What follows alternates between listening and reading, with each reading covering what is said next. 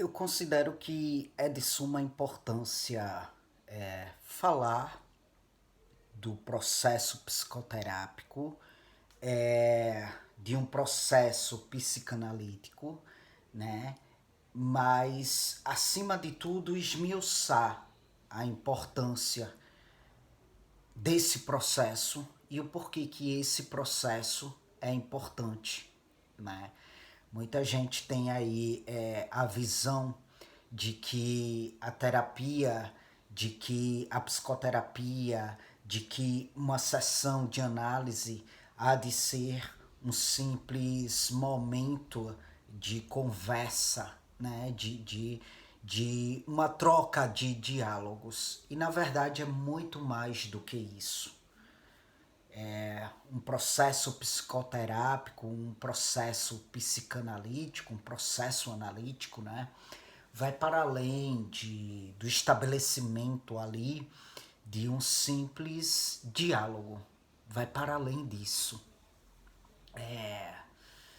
O processo analítico, por estar aqui falando no canal Só Psicanálise, então eu vou me ater ao processo analítico, mas não deixa de ser também, pode também vir a ser um processo psicoterápico.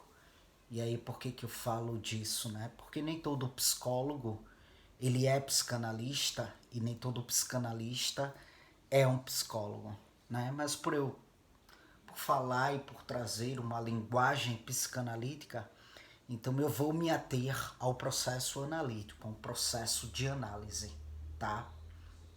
Pois bem, o processo de análise, na verdade, consiste muito mais em uma questão de trabalhar ali o paciente para que ele possa elaborar suas questões do que, na verdade, uma simples troca de diálogos, né? Falar de diálogos abarcando um processo de análise é algo muito superficial, porque dialogar, a gente dialoga com qualquer pessoa, né? Dialoga com o pai, dialoga com a mãe, dialoga com os amigos, entende? E o que acontece,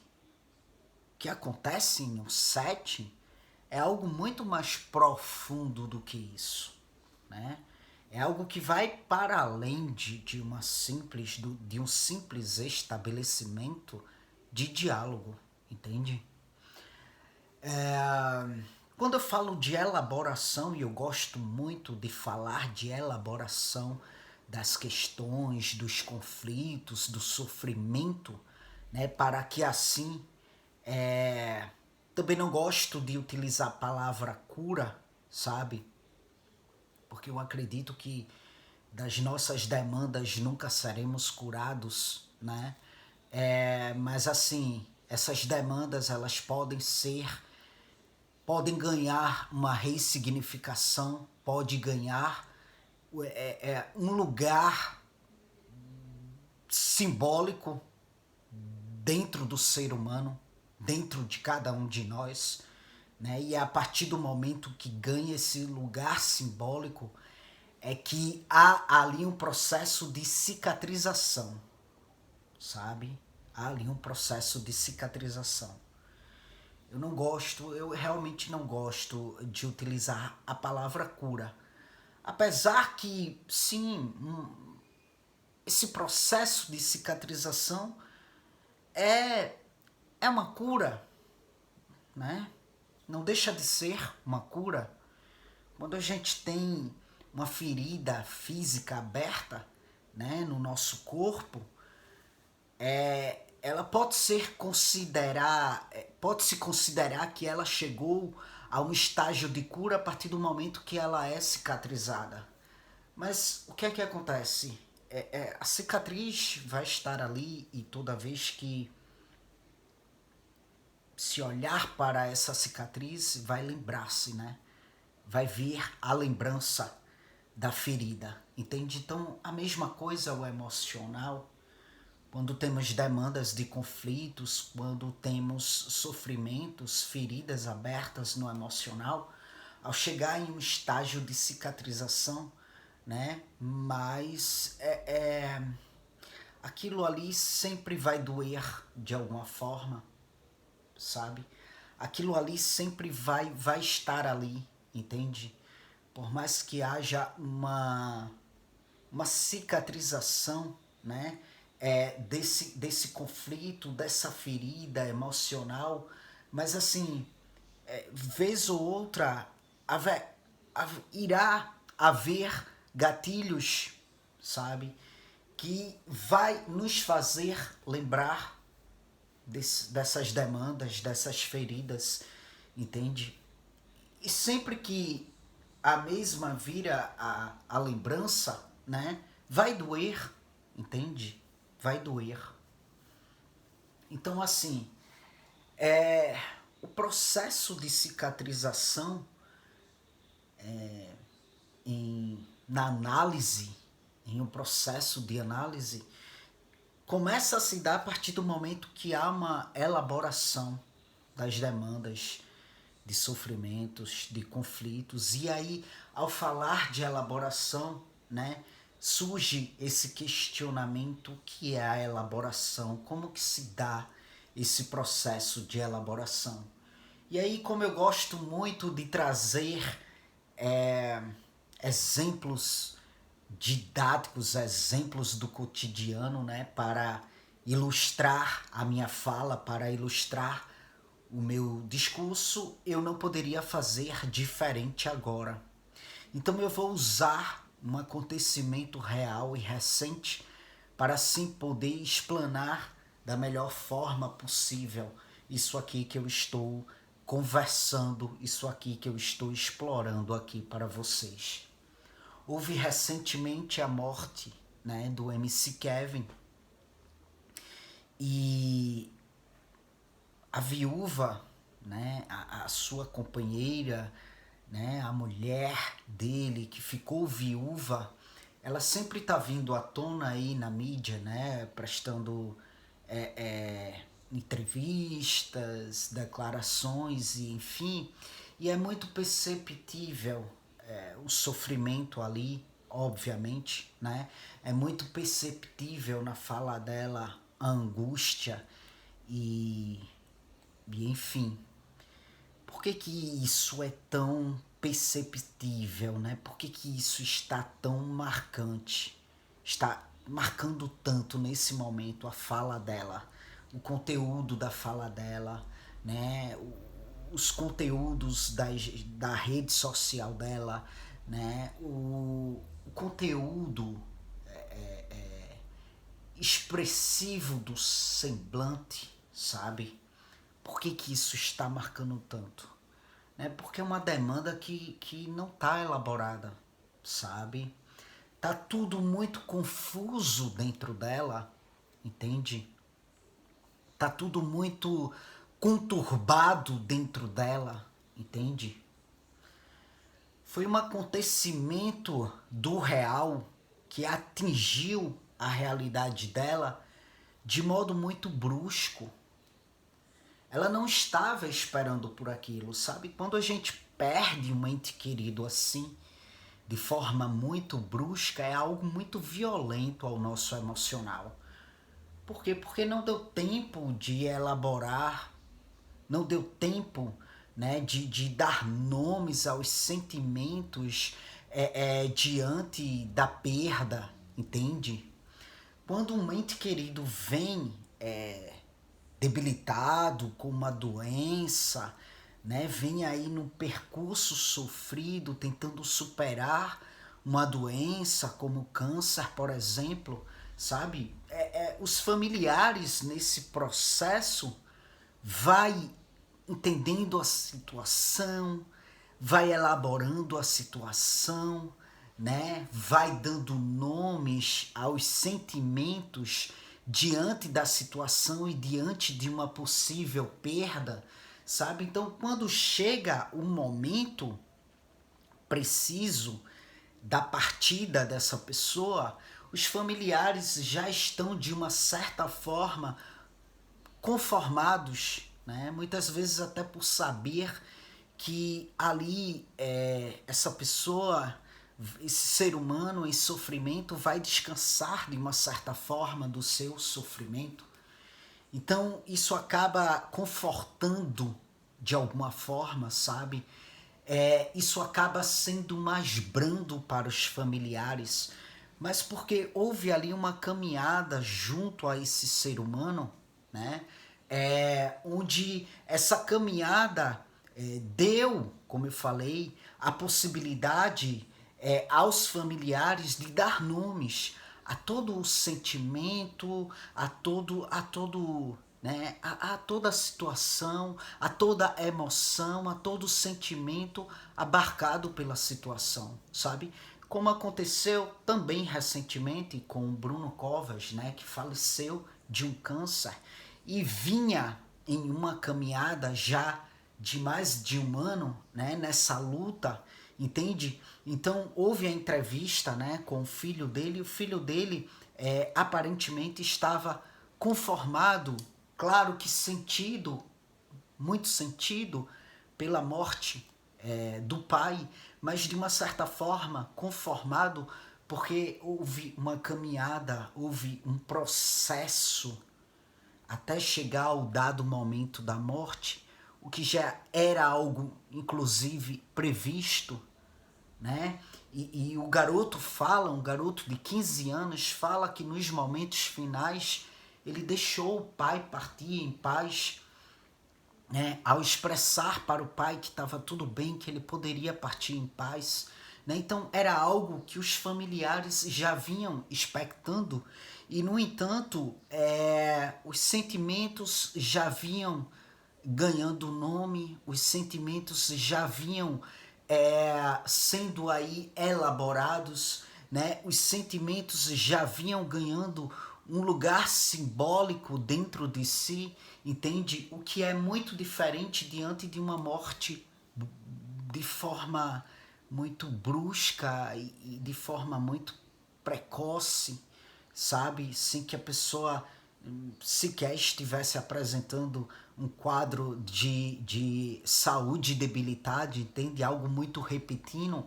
Então fica tudo muito conturbado, fica tudo muito sem nomes, sabe? Sobretudo porque, vejam, a companheira do Kevin não presenciou o acontecimento, ela soube do acontecimento, mas ela não viu como tudo aconteceu, né? Ela só sabe que ele caiu do quinto andar, né? Mas assim, é tudo muito solto, sabe? Ela não viu como que de fato aconteceu, então fica sempre a dúvida, ele se jogou, ele caiu acidentalmente, alguém empurrou, alguém estimulou, né? Bom, a polícia já decretou que foi um acidente, mas assim, ainda fica tudo muito conturbado dentro dela, sabe? Tudo muito sem nomes, tudo muito cheio de lacunas, sabe? Um vazio, entende? Então, assim, o sofrimento acaba sendo mais acentuado, porque é tudo muito conturbado, entende? Então, a partir do momento que, de repente, essa senhora, essa pessoa resolve procurar um processo de análise, né? Ela vai ali organizando esses sentimentos, ela vai ali dando nomes a esses sentimentos, ela vai ali, né, organizando dentro dela toda essa situação. Na psicanálise, a gente fala muito do simbólico, né, do símbolo. E o símbolo é exatamente isso, é um pacto com o acontecimento. Muitas vezes há um acontecimento na dimensão do real que a gente não consegue estabelecer um pacto com o acontecimento. Quando há um acontecimento drástico conosco, né, na dimensão do real, e algo muito brusco, sabe, onde não estávamos expectando, onde não estávamos esperando, algo que pega a gente muito de surpresa, entende? É muito difícil assimilar aquilo à nossa realidade, entende? É tanto que muitas vezes nós perguntamos, cara, isso está acontecendo mesmo comigo? Não estou acreditando, isso parece um pesadelo. Né? É a falta de elaboração, é a falta do pacto com o acontecimento. E quando não há um pacto com o acontecimento, e sim uma lacuna, um vazio entre a nossa realidade e o acontecimento no âmbito do real, entende? O sofrimento é muito mais acentuado, porque é tudo muito mais conturbado, é tudo é inaceitável, entende? Como, por exemplo, a companheira do MC Kevin, né? Eu imagino que na percepção dela isso é inaceitável. Eu imagino que ela ainda não consegue acreditar, eu imagino que ela ainda não consegue assimilar a realidade dela, porque até horas antes da morte do rapaz, ele estava bem, ela estava com ele ali, vendo, né, convivendo, brincando, vivendo a vida juntos até horas antes, e de repente ela acorda, né, literalmente, porque ela estava dormindo, e se depara com essa tragédia, onde é difícil para ela assimilar a sua realidade. É difícil para ela, né, acoplar isto à sua realidade, este acontecimento na dimensão do real. Entende? Então, o símbolo é justamente o pacto com o acontecimento. E o que é o símbolo?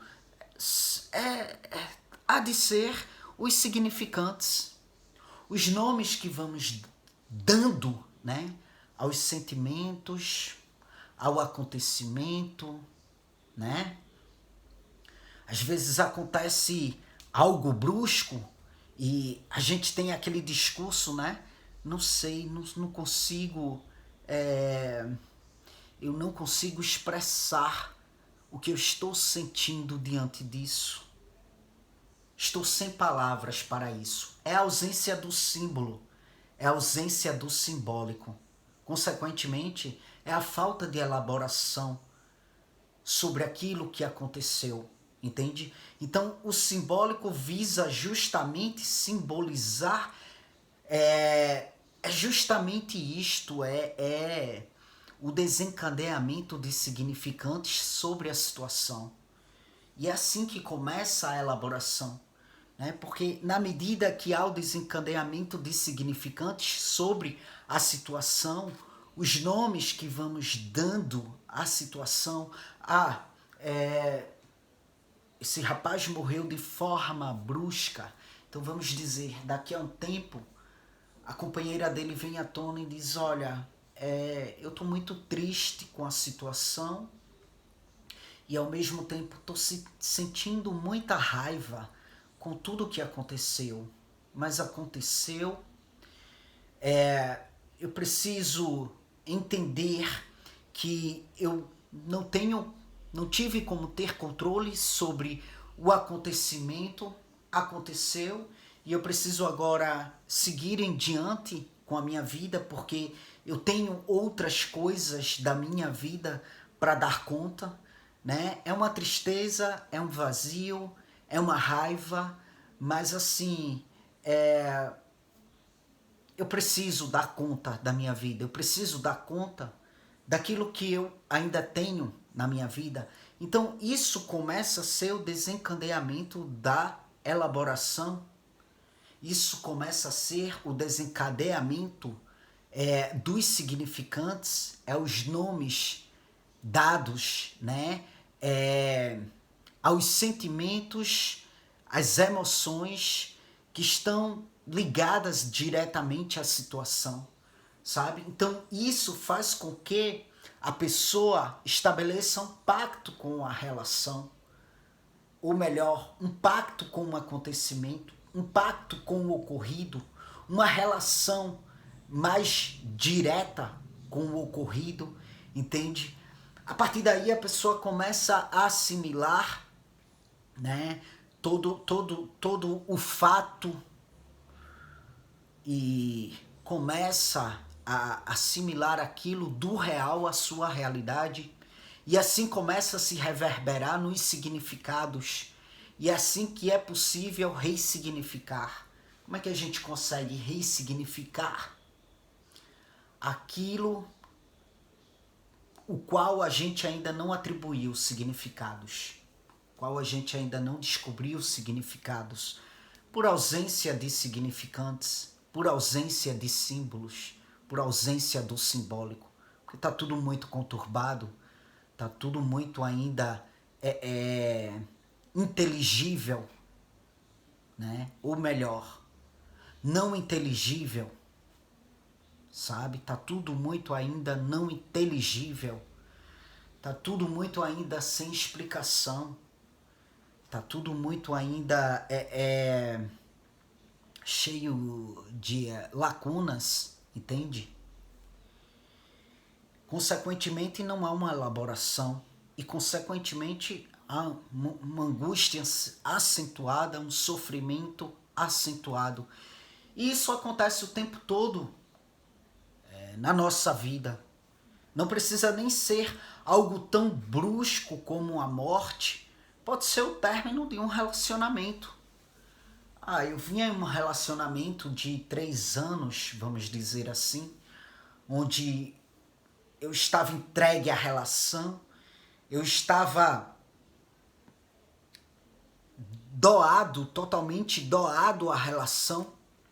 De repente, a pessoa rompe, né? Então, eu fico sem chão diante desse rompimento porque eu não estava esperando esse rompimento. É um exemplo, tá, gente? Não estava esperando esse rompimento. Então, diante disso, eu não sei bem o que é que eu estou sentindo. Estou me sentindo... Não sei expressar, estou sem palavras para o que eu estou sentindo. Não sei se eu estou me sentindo usado, enganado. Não sei se eu fui traído, né, diante de um rompimento tão repentino, sabe? Então, há aí uma falta de elaboração sobre o acontecimento. Por não saber, né, por não entender, por não estar compreensível ao aparelho psíquico esse acontecimento que se deu de modo tão, né, tão repentino e tão sem que o outro estivesse expectando ou esperando, sabe? Então fica tudo muito confuso, tudo muito sem uma ordem, tudo muito sem significados, tudo muito sem nomes, tudo muito confuso. Consequentemente, o sofrimento é mais acentuado.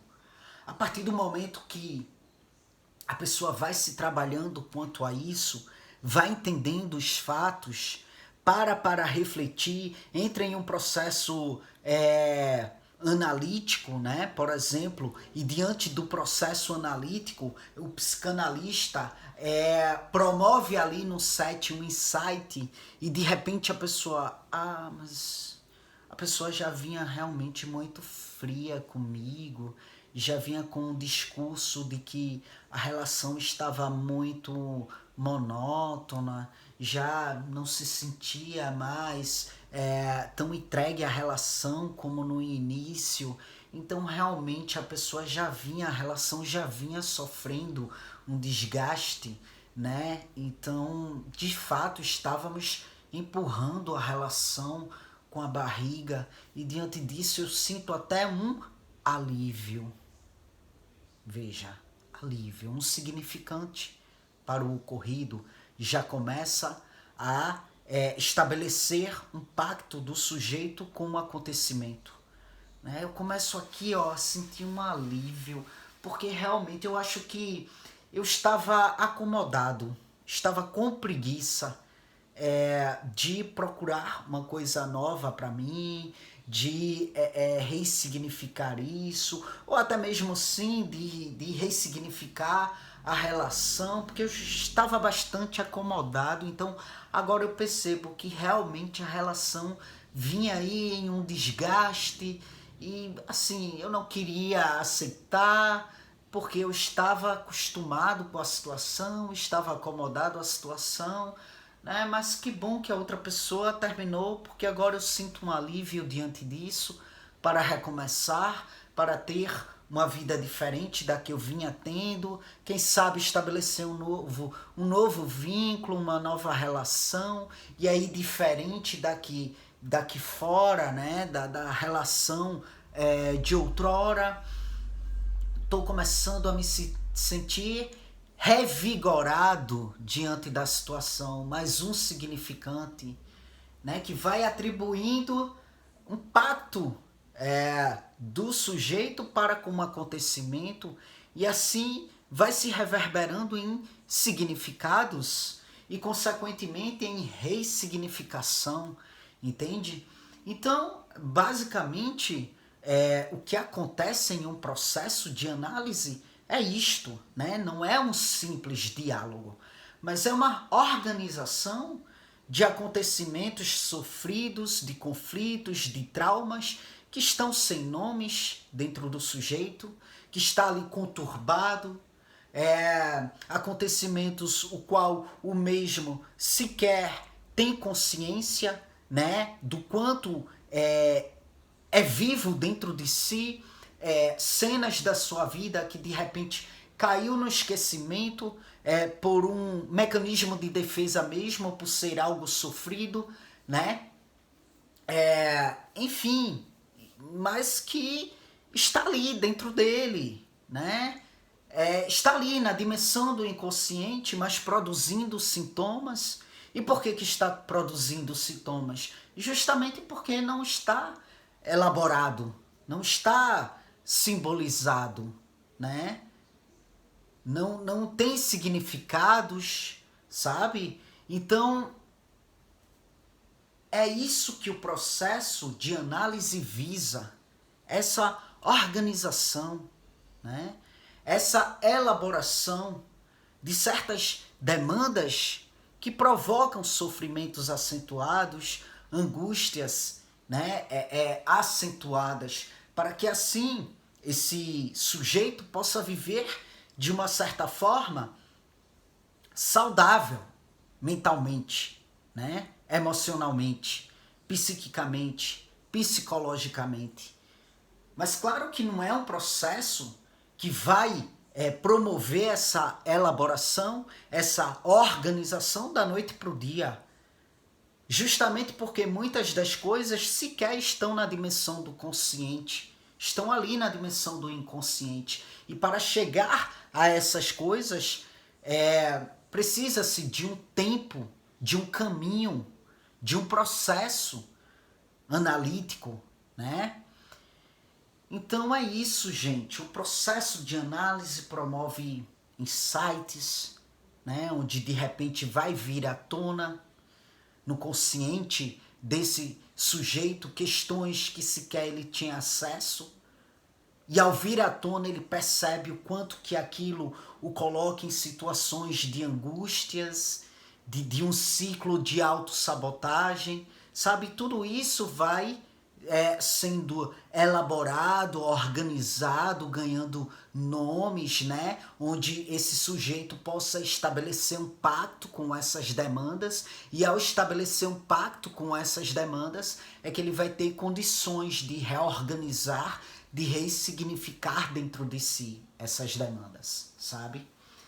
Então é isso. Espero que tenha sido assim uma exploração, uma explanação de bom grado, produtiva para o conhecimento das pessoas que muitas vezes não sabem o que acontece em um processo de análise, para os estudantes também, para as pessoas no geral que aqui me acompanham. Aqui na descrição do vídeo, bem como no comentário em destaque, você vai encontrar informações adicionais, o meio de contato comigo, né, para trazer temas aqui para o canal, é única e exclusivamente por e-mail, onde você vai encontrar aí o meu e-mail, tá certo? Na descrição do vídeo, bem como no comentário em destaque, você vai encontrar também os meus outros canais aqui na plataforma do YouTube.